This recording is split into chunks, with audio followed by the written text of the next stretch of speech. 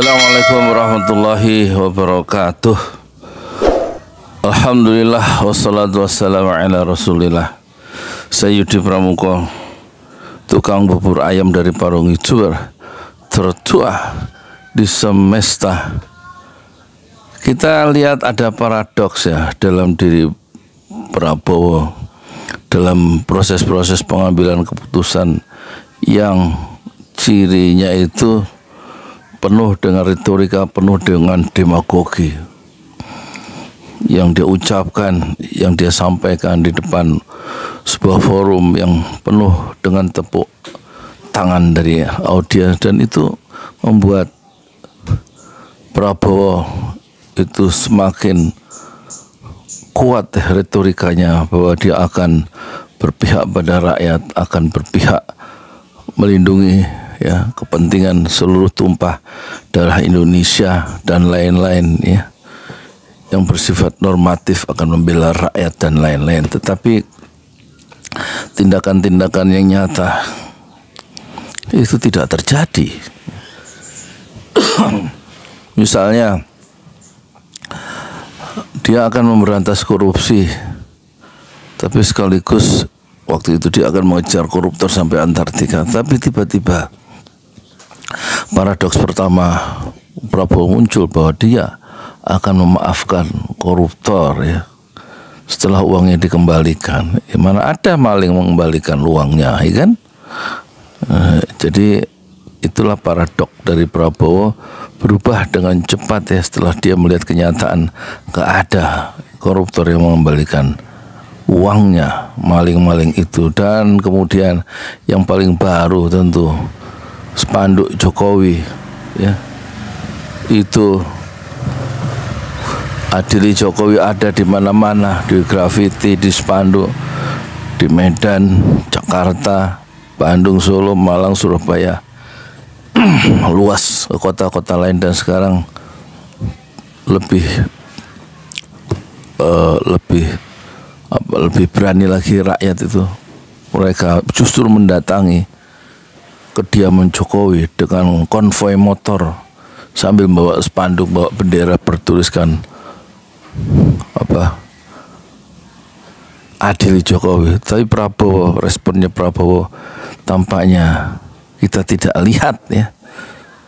Jadi ada kesimpulan-kesimpulan yang ditarik oleh netizen bahwa Prabowo memang ya mengalami satu semacam split of personality.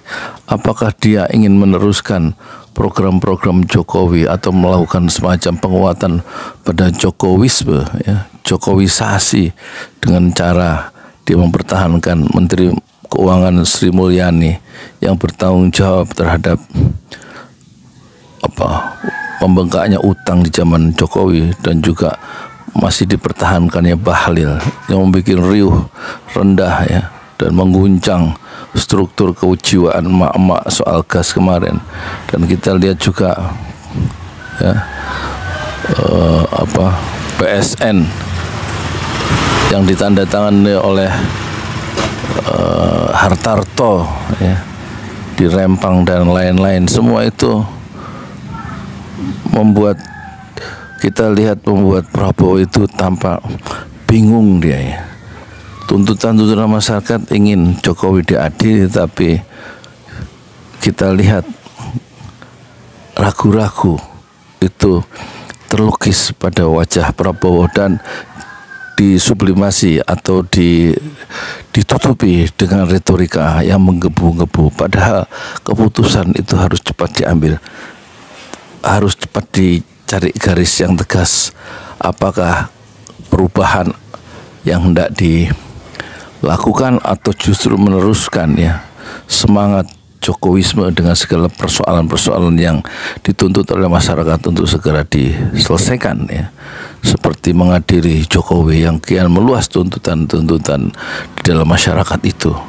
Dan kita tidak melihat ya Prabowo tegas di dalam mengambil satu keputusan kecuali hanya kata-kata, dan yang tegas adalah pemotongan anggaran.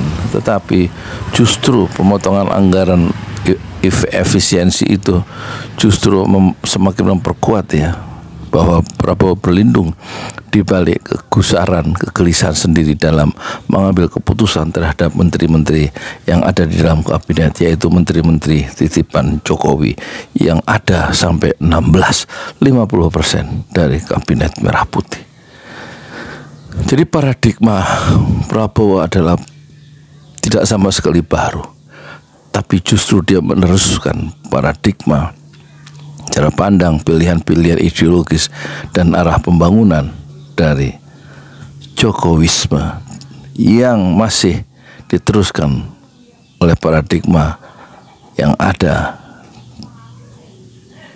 bekerja beroperasi dalam kepala dan hati menteri-menteri Jokowi yang begitu banyak dalam kabinet Jokowi, dalam kabinet Prabowo. Dan Prabowo tampaknya maju dan mundur, maju mundur dalam mengganti orang-orang lama, paradigma lama. Dan inilah yang membuat tampaknya Prabowo tidak bisa maju, karena ketika akan maju, kakinya yang satu bagaikan diikat oleh bola besi, oleh rantai yang diperberat oleh bola besi sehingga kakinya tidak bisa melangkah. Dan itulah paradoks Prabowo. Kita tunggu langkah-langkah berani dan tegas dari Prabowo, dan bukan retorika, bukan demagogi, untuk segera membuka pintu-pintu baru, kemungkinan baru untuk mengadili Jokowi. Assalamualaikum warahmatullahi wabarakatuh.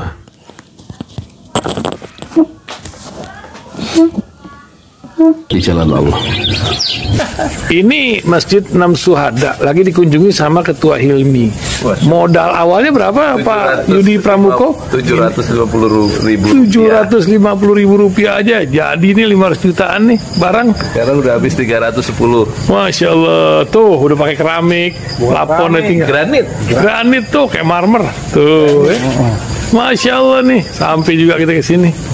Masjid Enam Syuhada, ngapa namanya Masjid Enam Syuhada, Ya, Pak Yudi? kita mau mendokumentasikan perjuangan dakwah nama anak muda pengawal Habib Rizik Syihab itu. Masya Allah. Yang dibunuh sama orang jahat di kilometer 50. Kilometer 50 ya. Itu kan simbol memperjuangkan dakwah itu kita harus memberikan segalanya untuk Islam kan ya. Untuk Masya dakwah Islam. Allah. Dan nama anak muda itulah yang sudah memberikan segalanya untuk Islam. Masya Allah. Apa nanti nama pemuda itu ada juga di sini, mungkin diterangkan? Mungkin namanya 6 syuhada. 6 syuhada itu, ya. 6 syuhada dipasang di sini, 6 syuhada. Bip Ali, apa yang dikomentarin dari ini semua, Bip Ali? Masya Allah, luar biasa. Dari uang 700.000, kalau pengen ternyata bisa. Bisa. Allah kirim. Tuh, bisa. Ya, dengan masuk satu gang kecil, tapi Bapak ini luar biasa. Kecil tuh. Oh, Masya Allah ya. Satu call aja. Masya Allah. Perjuangan Pak Yudi Pramuko, YouTuber sejagat paling tua. Tertua di semesta. Tertua di semesta. Masya Allah.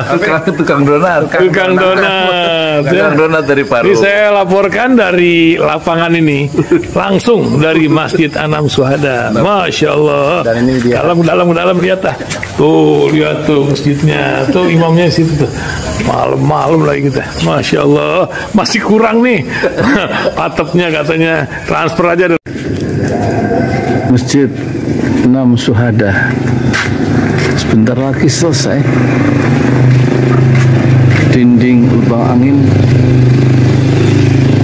sebagian sudah terpasang, lantai 2, dan kemudian plafon termasuk lantai bukan keramik, granit 150 dus bersama tiang-tiang yang ada 16 setinggi 4,5 meter.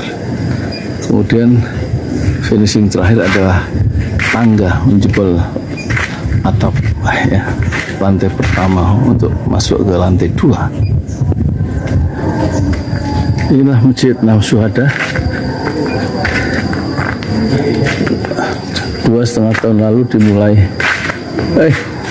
dimulai pada 2 Agustus hari Senin 2021. Tinggal sedikit lagi insya Allah dan lantainya dari keramik, bukan keramik, granit. Sudah diresmikan lantai pertama. Nanti lantai kedua lewat sini tangganya jebol untuk masuk ke lantai 2. Inilah Masjid 6 Syuhada yang sangat megah karena dari bahan-bahan pilihan kualitas nomor 1.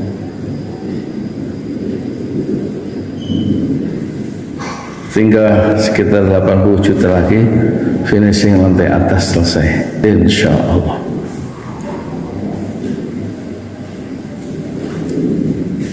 Ya, inilah Masjid 6 Syuhada yang sangat bersejarah, ya, dalam sejarah dakwah Indonesia modern, insya Allah, karena ini dibangun dalam konteks kezaliman rejim penguasa yang sudah membunuh 6 santri dari front Laskar Front Pembela Islam, dan kita abadikan pengorbanan dan perjuangan dakwah mereka sehingga kita sebut namanya Masjid 6 Syuhada. Mereka mengawal perjalanan dakwah gurunya Habib Rizik Syihab, dan mereka dicegat oleh orang-orang jahat di kilometer 50. Saya Yudi Pramuko, tukang donat dari Parung Juber, tertua di semesta fasbir sabrun jamila. Bersabarlah dengan kesabaran yang indah. Assalamualaikum warahmatullahi wabarakatuh.